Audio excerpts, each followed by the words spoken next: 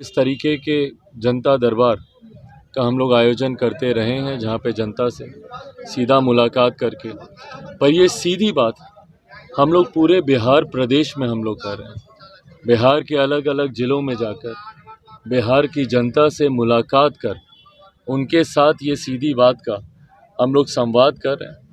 हकीकत है कि आज की तारीख में जिस तरीके से बिहार के हालात बने हुए हैं, बिहार में जब से महागठबंधन की सरकार आई है, ये एक ऐसी सरकार है जो कि अपने अपने हितों को साधने के लिए बनी हुई सरकार है। भाई ये नहीं कह सकता कि बिहार में कोई विकास के कार्य लंबित पड़े हुए थे इसलिए इस गठबंधन का होना ज़रूरी था। आए दिन बिहार में हत्याएं, अपराध, अपहरण, डकैती, लूटमार, बलात्कार, आए दिन इस तरीके की घटनाएं घट रही हैं। परसों अभी हम लोग आरा जाएंगे, आरा की परिस्थिति जान लीजिए। आरा में 9 दिन में 9 हत्याएं हुई हैं। ये 9 हत्याएं और मतलब चिंता इसलिए और ज़्यादा बढ़ जाती है कि वहाँ के डीएम तक, जिला अधिकारी तक को ये लिखित रूप में देना पड़ा, निर्देशित करना पड़ा है अपने अधिकारियों को वहाँ की गिरती कानून व्यवस्था को लेकर। और ऐसे में हमारे मुख्यमंत्री जो प्रदेश के गृह मंत्री है, खामोश है। कोई दिन ऐसा नहीं है जब बिहार के अलग अलग ज़िलों में इस तरीके की घटनाएं ना हो रही हो। बहरहाल इस सीधी बात के माध्यम से जनता की समस्या सुनना और उनके समाधान का प्रयास करना, क्योंकि आज की तारीख में बड़ी बात नहीं है जो मैं कह रहा हूँ। अगर मैं गलत कह रहा हूँ तो आप लोग मुझे टोकिएगा, पर एक लोक जनशक्ति पार्टी रामविलास एकमात्र ऐसी पार्टी है जो कि बिहार के हर एक ज़िले में हर एक घटना पे जा रही है। नवादा में बताइए इतनी शर्मनाक घटना घटी जहाँ पे आत्महत्या पूरे परिवार को करनी पड़ी कर्ज की वजह से। आर्थिक संकट जिस तरीके से बिहार और बिहारियों पे बनता जा रहा है, पर कैपिटा इनकम गिरती जा रही है, लोग लोन लेने के लिए मजबूर हैं और उसके बाद उसको लौटा नहीं पा रहे तो आत्महत्या कर रहे हैं। कल हम लोग नवादा भी हम लोग जाएंगे।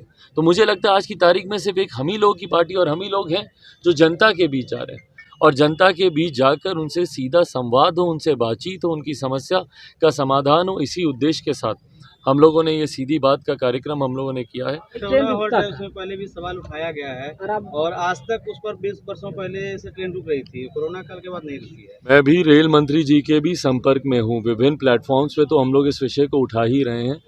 हम लोग को समस्या का समाधान ढूंढ रहा है। रेल मंत्री जी के संपर्क में हूँ।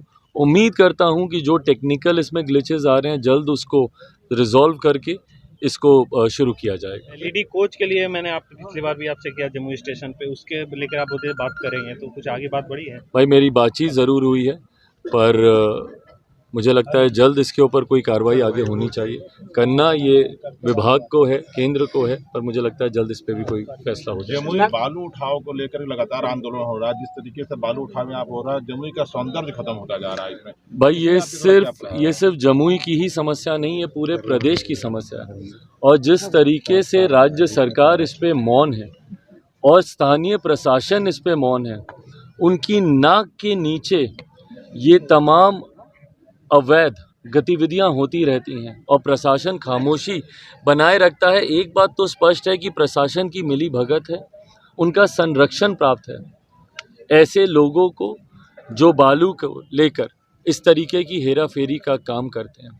ऐसे में कई बार हम लोगों ने बार बार स्थानीय प्रशासन को, राज्य सरकार को, और ये सिर्फ मैं जमुई ज़िले की ही बात नहीं कर रहा, विभिन्न और ज़िलों में आते जाते जहाँ पर भी इस तरीके की समस्या सामने आती है, हम लोगों ने स्थानीय प्रशासन, राज्य सरकार को इसकी जानकारी दी है। पर उसके बावजूद अगर राज्य सरकार खामोश है तो कहीं ना कहीं इसमें जो भ्रष्टाचार है, इसमें जो काला धन जिसका लेन देन होता है, उसमें कहीं ना कहीं संरक्षण ऊपर से प्राप्त है। राज्य सरकार के अधिकारी इसमें मिले हुए हैं, स्थानीय प्रशासन के लोग इसमें मिले हुए हैं। सिर्फ इस बालू को लेकर बल्कि शराबबंदी को लेकर जिस तरीके से एक पैरेलल इकोनॉमी खड़ी कर दी, भाई चिराग पासवान तो सवाल उठाता ही था, अब तो आपके खुद के दल के लोग सवाल उठाने लग गए हैं।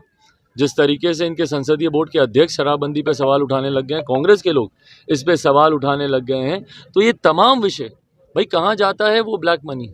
शराब तो बिकती है तो सबको पता है, बल्कि होम डिलीवरी होती है, तो वो पैसा किसकी जेब में जाता है, किस राजनीतिक दल की जेब में जाता है, ये तमाम जांच के विषय हैं। 7 निश्चय अपने में एक जांच का विषय, तो ये बालू से लेकर शराबबंदी से लेकर 7 निश्चय से लेकर तमाम विषयों की जांच बिहार फर्स्ट, बिहारी फर्स्ट की सरकार बनने के बाद हम लोग करेंगे और जो भी दोषी हैं कार्रवाई की जाए। में लगातार जाम की समस्या लगातार बढ़ती जा रही है, तो आपकी तरफ से क्या पहल होगी? भाई इसके लिए जमुई में इसका एक रोड मैप तैयार हो। कई बार दिशा की बैठक में, कई बार जिला अधिकारियों के साथ मुलाकातों में मैंने इस बात का जिक्र किया है। जमुई में ट्रैफिक पुलिस ना के बराबर है। बार बार विभाग से इस बारे में भी आग्रह किया गया है और ये जाम की स्थिति मैं दोहराऊंगा, पूरे प्रदेश में इसी तरीके की भयावह परिस्थिति बनी हुई है, क्योंकि कोई मॉडल ही नहीं है इन लोगों के पास, सिटी की प्लानिंग ही नहीं है इन लोगों के पास। तो जब इनके पास कोई सिटी का प्लान ही नहीं होगा, जब इनके पास किसी जिला की प्लानिंग ही नहीं होगी, तो इसी तरीके की अव्यवस्था और इन्हीं तमाम बातों के खिलाफ लोक जनशक्ति पार्टी रामविलास हम लोग जब सड़क पर उतरते हैं, यही तमाम वो विषय हैं जनता से जुड़े हुए जिसके खिलाफ हम लोग सरकार से हम लोग सवाल करते हैं, पर मुख्यमंत्री जी खामोश रहते हैं।